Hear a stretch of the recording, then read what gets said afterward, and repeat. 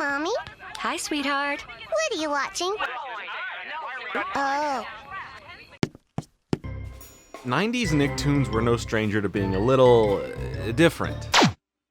Here on the channel, we've been jumping into weird episodes of shows that we all grew up with, but I wanted to check into another genre of strange. I love horror movies, I love the constant uneasy feeling, and above all else, I love that sometimes a moment, a character, a setting, or all of the above can stick with you well beyond the initial viewing. The things that keep you up at night, the wonderment of, did I just see something out of the corner of my eye? And of course, when you do get to sleep, the nightmares. And I love when out of nowhere an episode of a cartoon would switch things up and drop something scarily unexpected. So for today, I wanted to explore an episode of the Rugrats that has been stuck in my mind since I first saw it in the 90s, and probably something you may recall as well in the dark recesses of your mind. Angelica's Worst Nightmare, an episode that lives in infamy for all the reasons I mentioned earlier, but more specifically the character aspect. Before we get to that, let's discuss the episode. It starts off with Angelica alone in her room surrounded by toys and food while pulling a string of a talking stuffed animal giving her positive affirmations of being the best.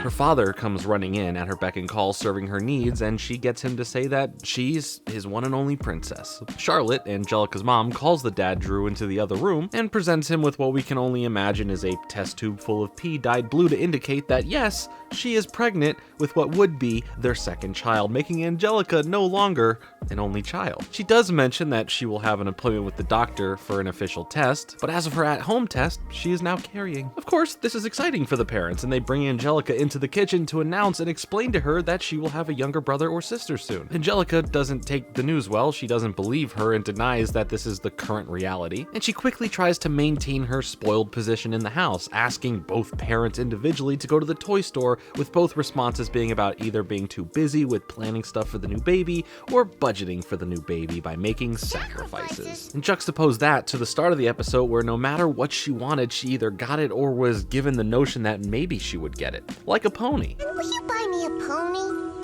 We'll see. Later, now at Tommy's house, we see all of them hanging in the playpen as Phil and Lil are about to go outside and play. Angelica isn't being herself. She isn't being mean, she's not willing to play any games, so Tommy stays behind to see what's going on. Angelica shows something we rarely have ever seen from her at any point in the show, and that is her at her most emotionally vulnerable. She doesn't really open up much and usually directs her own current issues into bullying or bossing around the others. Here we don't see that. We see her fully go into a hypothetical problem of a friend of hers having a baby sibling coming, and that they are worried of being neglected in favor of all the attention going to said new baby. Tommy's great response to this is, At least it's happening to your friend and not to you. and then on top of that, Tommy's mom comes in to share that she heard the good news and goes on a spiel about how she has to help her parents and now she's going to have a whole bunch of new responsibilities. All the while, Angelica keeps her composure and holds a fake smile on her face anytime Dee Dee is looking at her. It's a subtle animation choice, but it's something that really resonates with how the character is feeling at that moment, and I think it works way more effective than even the animators thought it would. We then return back to Angelica's house where she tried to spend some time with her mom while she's watching Wall Street Review. Pretty much an average sequel. It's a fair attempt, it's good, it's not great, it's okay, but I'm not gonna remember it in T-minus 13 hours.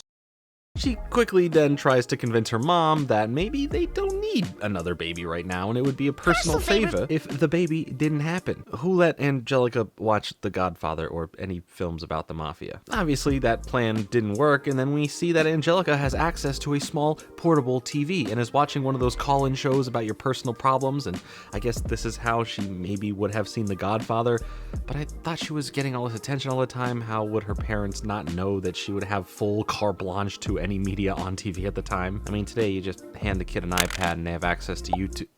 You know what? Never mind, that's much more scarier now. When I have a kid, I'm just gonna sit them in front of a TV and turn on Taxi Driver. That's how they learn the real life lessons. But while she's watching the show, she calls in to vent her concerns about the new baby, and the TV doctor or psychologist or whatever he is gives her the answers that she would need to hear as to grow from. All about how she needs to overcome her selfishness and learn to share and be responsible. But of course, she immediately tosses the TV in the trash, as one does, and ignores everything that the guy said. At dinner, the parents are talking about the excitement of the new baby and how they will have to change up areas of the house for the new baby. Angelica tries to get some attention and praise for eating all of her peas. My cheese! And she swiftly gets brushed off as the parents continue to the conversation they were having. And this really gets to Angelica, as all of her fears are somewhat looking like they are coming true, even with 9 more months until the baby arrives. She begins pacing around her room before bed, starting to fester up more and more anger about this baby until she ends up passing out on her bed. This is where the episode takes an even darker turn. We enter Angelica's dream, a world now where the baby has arrived and the parents treat Angelica poorly and consider her the old baby, and that the new baby is the best baby in the world. Who are you? It's me, Angelica. Who? I'm Kendrick Lamar. Angelica goes to see the new baby, and he bullies her, saying that you're the old baby and she needs to get out of here. I'm the new baby. Let's go. The parents, of course, don't believe her that the baby was being mean, and they shove her into a laundry room, saying that's her new room, after giving the baby her old room. They also hand her a slice of cheese for dinner because they didn't make her a plate of dinner. The new baby, now twice the size of Angelica, bursts into the door saying, "I thought I told you to get out of here," and steals her cheese dinner. I warned you to get out. He then threatens her again and goes into attack, but she quickly escapes his clutches and a chase through the house begins. She ducks into the closet for a brief second of rest, which doesn't last for long as he breaks into the closet as well, and Angelica books it out one more time, making a mad dash for the garage where she hops into a car, fumbles with the keys for a few seconds like in every horror movie, has a couple trouble starting the car, finally works and breaks through the garage. Hitting the open road, a taste of freedom until bang, a giant-sized toddler foot crashes down in front of her. She looks up to see the now building-sized new baby as he reaches down to pick up the car with Angelica in it, only to slowly bring her into her demise and eat her and the car whole. And can I just say something about this whole dream sequence real quick? The color palettes they chose to show that they were in the dream I thought was really cool. It felt like opposite world, a darker version of the reality already given. And stylistically, I really enjoyed this choice. And yo, did Angelica just whip a car real quick? And I'm finna whip this hoe. Anyway, she wakes up from the dream in a panic as Drew comes in to console her from her nightmare. Angelica breaks down in his arms about her fears of the new baby, her fears of being neglected, and how it will affect her life in relationship with her parents. What's very raw about this is it's not far off from how an actual young kid may go through and deal with this, how they may feel in this exact situation. Imagine when you were a young kid and you're used to life being a certain way, and now some major event, at least within your small world as a kid, that is now going to change the way you live forever. It's a lot to handle and take in, and adapting to it may not be as easy as it sounds. So to see how Angelica breaks down over the situation, her valid concerns beyond her selfish ones, like if she can still go get a toy from the store, it felt very personal. A real moment that anyone watching the cartoon could relate to being a kid or an adult. She's a kid. Her world is small. Her world is her life at home most of the time with her parents. For her to not understand fully what having a sibling means is okay. And this truly helps take you through that mindset of this. Heck, Tommy goes through this too during the first movie and almost axes off his baby brother. Yeah, I'll say Angelica handled her emotions a bit better there, and more realistically too. Unless Tommy was watching The Godfather as well. I mean, who taught this baby to kill? Stu?